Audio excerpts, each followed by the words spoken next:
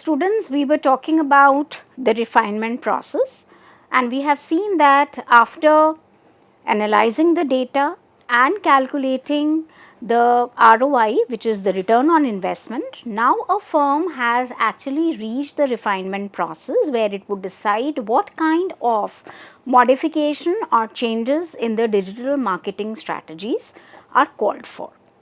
Now, what are the steps in the refinement process? One, you define. You define as to what actually are you looking for. Second is measure. You are also looking at the key performance indicators and the metrics. You analyze, act or take some action, and on the basis of action, you would either be improving some of the things or you would be eliminating certain strategies. Now, when you talk about the definition, you are going to define the key activities, that is the key marketing activities which will be undertaken as a part of your digital marketing program. And this is actually going to give you an overall picture of what you really want to do through your digital marketing or some sort of a digital campaign. So, when you execute it, what are you actually going to look at? So, this is a small concept or definition of what my digital marketing is going to do and how the activities would be panned out. The second part of the refinement process is developing the analytics. As I said, you have to have some measurement variables. You need to have some metric and a framework on the lines which are shared in the vision or in the total definition of the digital marketing activities, so that you can have a checklist of the variables, both qualitative and quantitative, that you would be subsequently used to compare the performance of your digital marketing efforts. Then you analyze using these tools, online tools and the metrics that you have outlined for yourself. The firm is going to compare and analyze the data and understand what it has achieved in terms of the objectives, in terms of both day-to-day objectives or maybe some sort of tactical goals or strategic objectives that it had outlined for its own self at the beginning of the digital marketing strategy. Now, the typical action at this stage would really revolve around how you analyze the data and what results you get through that analysis, which is going to take you to the next stage of deciding whether any different recourse is required or some modification is required. So, the actual refinement stage is the action, wherein you will be a firm will be introducing changes in your campaign or the change in your digital marketing strategy, or you are going to apply certain optimization techniques, you are going to apply certain testing techniques like A/B your testing, so that you are able to improve the activities or the direction that you have taken, and that improvement is going to deliver you the outcome, is going to deliver you the performance which would take the firm more closer to its business objectives. Your action is ultimately going to result into two things, two broader outcomes. Either you are going to end up improving the strategy, or you are going to eliminate some of the activities which have not proven to be useful so far. So, the last stage actually involves taking a final decision and call on the steps that you want to undertake in terms of refining your strategies, refining or improving your digital strategy, and assess that what kind of necessary improvements or modifications are required and execute those refinements, or whether or not the firm at this stage should eliminate some of the steps and actions and activities which are not proving to be worthwhile and are not resulting into any performance and is not helping a firm in the execution or in the accomplishment of its broader goals. Lastly, students, you need to understand that all this process is really continuous and iterative. It goes on and on and on. So, digital marketing, the right from the planning stage, right from the assessment stage to planning to implementation and then finally to refinement, is something which goes on as a cycle. It is basically a circular wheel. It's a continuous committed work. So if you see, you start from plan, you publish your activities, undertake a digital campaign, you track the performance, and then you again tweak. You see that yes, this is the modifications that we have made and these are the changes that we have made, and again you are back on the planning stage. So this plan, publish, track, tweak, this goes on in a continuous manner. So it's a planning and then analyzing and then refining becomes a ongoing element of your digital marketing efforts. So strategy, planning, analysis, they always go hand in hand, back to back, in such a fashion that it becomes a never ending cycle for a firm. So you always plan, execute, refine, modify, and then again plan, execute, and this iterative process, which means that this is not something which will be carried out by the firm once, but this is going to be a continuous process which will be undertaken multiple times because of the changes which keep on taking place. Your goals may keep on changing, the larger environment may keep on changing, the competitive strategy may keep on changing, and therefore a continuous assessment and a continuous tracking of the results and planning and improving the plans beforehand becomes more of a necessity. So with students, with this we have ended the ASCOR framework. We have looked at all the stages of the digital marketing framework in detail.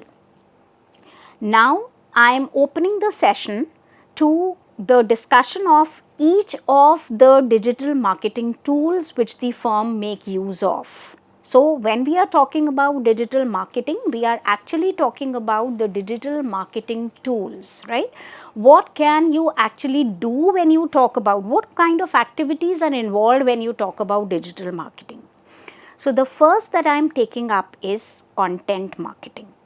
You must have heard that content is on the rise. Everybody is looking at the content, everybody is creating a content, and everybody is also distributing the content either in the individual capacity or in the organizational capacity.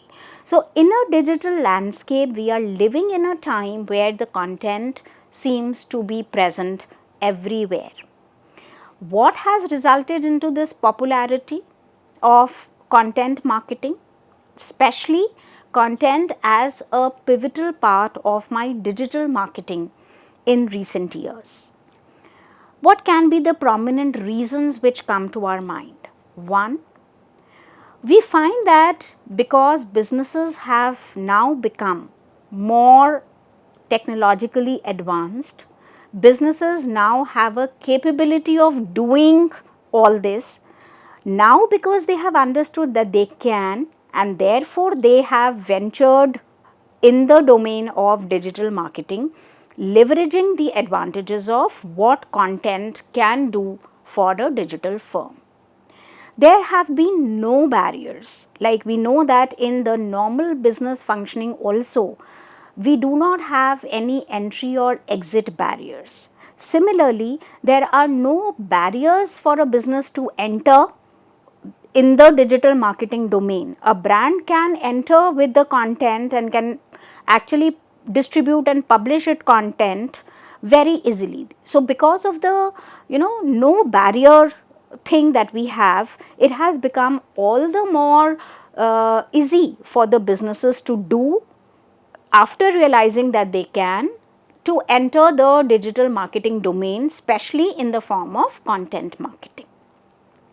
Second, we find that entering in the digital activity space with your content, the starting cost is actually nothing. it is very, very close to minimal. So the startup cost of having your digital marketing effort, if you compare it with the offline thing, it is nothing, and therefore every firm or every brand is very much open to trying it out. The biggest investment that any firm is going to make with its content marketing is time. So how the time is going to play a crucial role when your content is accepted, and when the that effectiveness of the content is going to give you results, and all brands can do it very easily, because the cost is nothing and they are able to do it.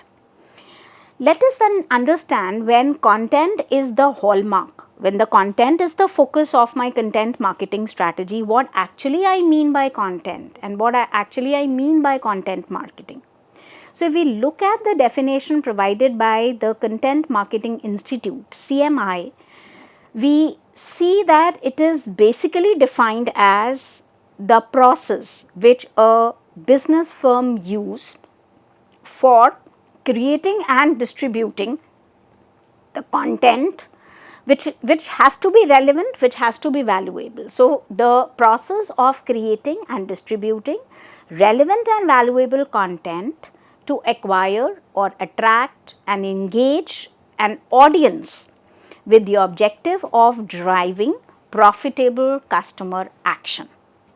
Now, if you look at it, there are certain key terms which have been used in the definition provided by CMI. One is the content itself, which has to be relevant and valuable. Second, this content has to be published, it has to be distributed. And second, the profitable aspect, where you are using this content to get profits or profitable consumer action. Now, how would you understand then the content and the value of content? That is anything that you are creating. It can be a story, and then I create a content where I am sharing a story with the audience, and maybe that story is going to propel action from the consumers and give me the desired results. It is not something that one can think of out of the blue. Similarly, students, this is also not a one-time activity, also not something which will give you the standard kind of a results every time. A continuous refinement and a continuous creation of the content is required as a part of your overall digital strategy. You have to look at the organizational goals, you have to look at your USP, you have to look at the assets, you have to look at the capabilities of the organization, you have to look at the relevance of the content for the audience, your audience per se, and all this is going to be mapped correctly so that your content marketing efforts eventually pay off. Now, we look at this from the very emerging and very emerging as well as a promising channel, which includes different ways and means where you can use this content in different ways, and you can use it as a channel itself which is going to guide the consumer throughout its purchase journey, through all the stages of the consumer purchase funnel. This content can take various forms. As I said, it could be a story, it could be a native content which you understand as the branded or the sponsored content. It could be the website, it could be any blog, videos. So, it can be in various ways. The biggest advantage in your content marketing activity is basically the relevance and the possibility with which you can make an impact with your content, that is largely a message, to your overall marketing activities. This content which holds some value for the customers, is delivering a consistent message, is actually non-obtrusive in nature, is inviting traffic or is maybe attracting traffic, is ultimately going to create strong ecosystem Why? Because all this is well designed, keeping in mind the user's needs. So, you are actually creating and distributing the content which is compatible to the needs of the user. So, you know that what are the information requirements, what is it that they are looking for, and how that particular relevant content can be delivered to them, right, in a consistent, valuable manner, which is going to, sync, and that is going to create an impact and help the firm in meeting its desired goals. You really have to understand, students, that content marketing is different. What makes it different? So, just saying that it's different is not going to make it different. The difference lies in the fact that this is not a mere search. You are not using some search engine and typing some keywords. So, the keywords are not your content. The metadata that you are rewriting and reanalyzing is not your content. The links are not your content. So, it is not the search strategy. So, one should not confuse the content marketing strategy with a search engine strategy. They are way different. Similarly, this is also not your social strategy. This is not a social media strategy where you are using content to connect with people and satisfy their social requirements. Content has to come first, and then you will be using probably social media to distribute the content or to share the content. So, it is not your social media strategy. So, content marketing is different and social media marketing is different. It is also not identical to PR strategy. It is not that you say that I am into through my content marketing or through the content which I am sharing and delivering, I am doing some sort of a PR activity. No. If you look at more closely, you would find that the PR activities are usually directed at maybe government, maybe the other parties, maybe journalists, maybe some other media, so it's kind of a press conference or a press release or a, something like that. But when you talk about the content strategy, the content is targeted at the consumers.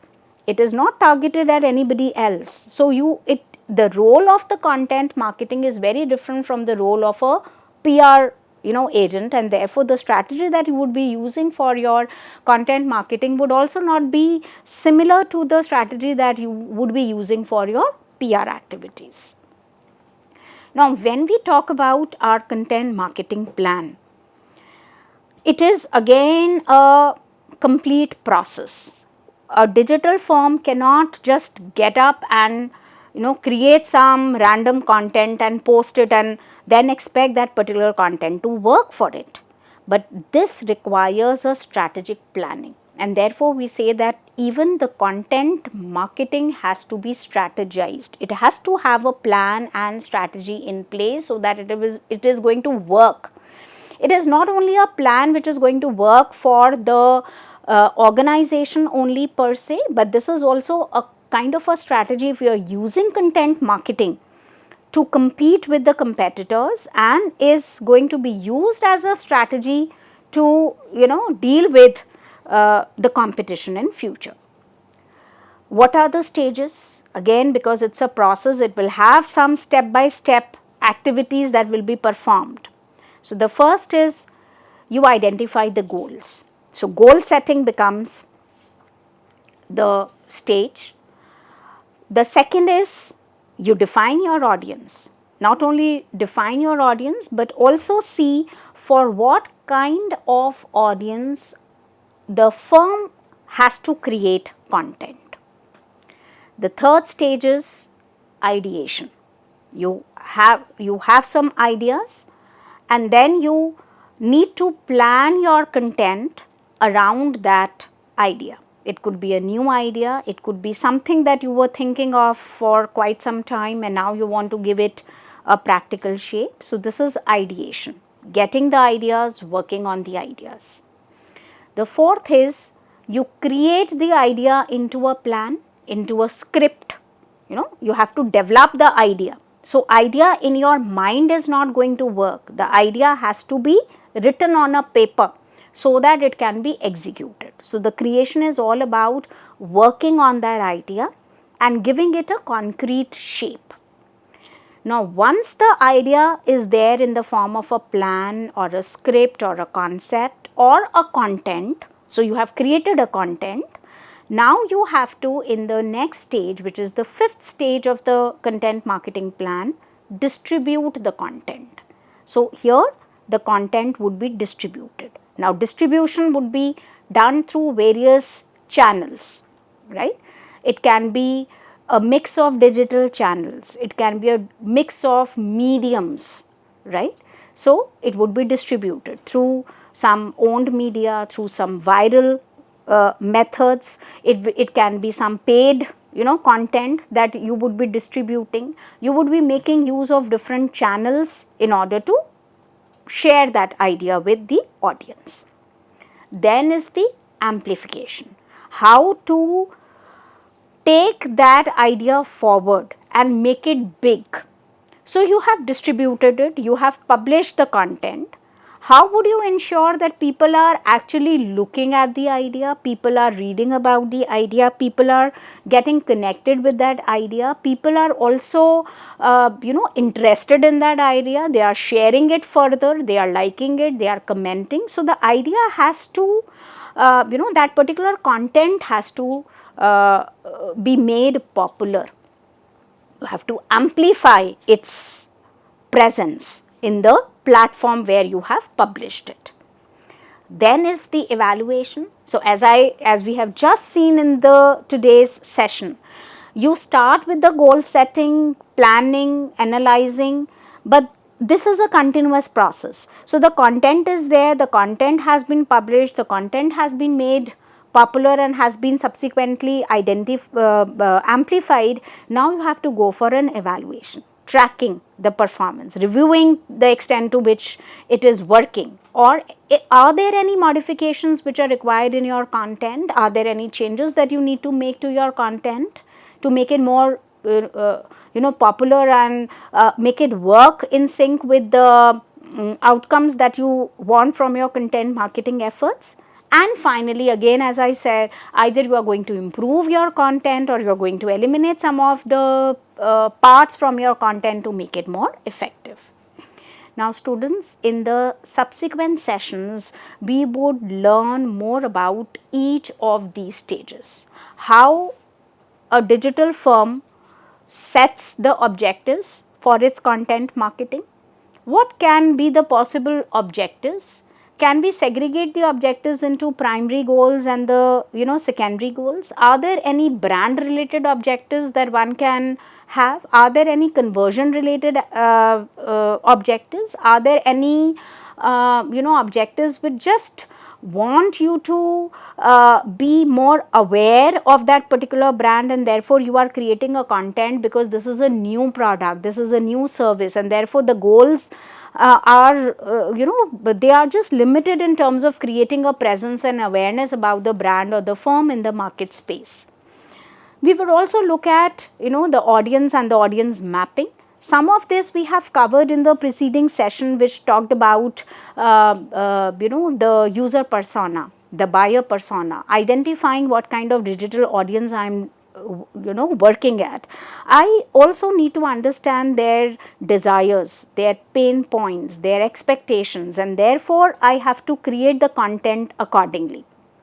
I need to understand my audience in depth so that I can map my content according to the profile of the audience. There is no point in talking and delivering the content which is not making any sense to the person who is listening to that particular content or is exposed to that particular content. So it's only if the content has relevance to the audience, it is going to make sense and would turn out to be effective. Just like you go through these sessions and you go through these lectures. So the content of the lecture has to be relevant. It has to be useful to you and should add to your value and knowledge in some way, and only then the content would be making a desired impact in your overall learning process.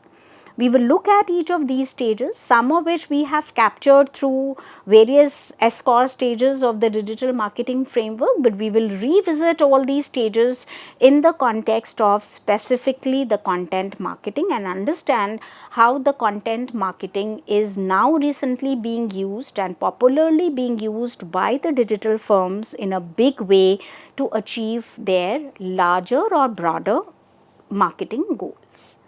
Thank you, students. With this, we come to the end of the session, and in the subsequent sessions, we would come back with more content which will be of use to you in the broader series of digital marketing. Thank you.